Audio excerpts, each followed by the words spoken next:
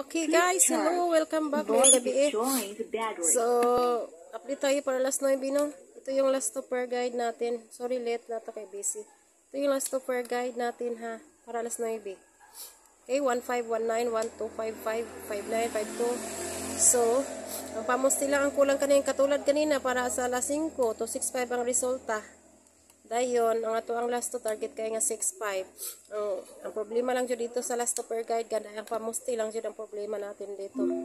Okay, so kung mayroon kayong mga numbers dyan na tugma dito sa ating last to, kailangan magyabi kayo guys, 4554, 5995, okay, 6226, ganyan ha. Hindi, mag-rumble. So ito yung pwedeng tayaan mamaya para alas 9, 362. Natay 6 to 6 nga last to. Okay, nasad sa 3 to 3. Okay. O 019. Ito yung pwedeng matayaan ninyo mamaya. Sulat na nakudaan kay para magyaw-yaw na lang ko. 035 212 double 965 059. Always yung 059 kasi nakuha yung 059 natin dito nga pa-maintain. Okay. So yun lang guys no. Bye-bye. So good luck.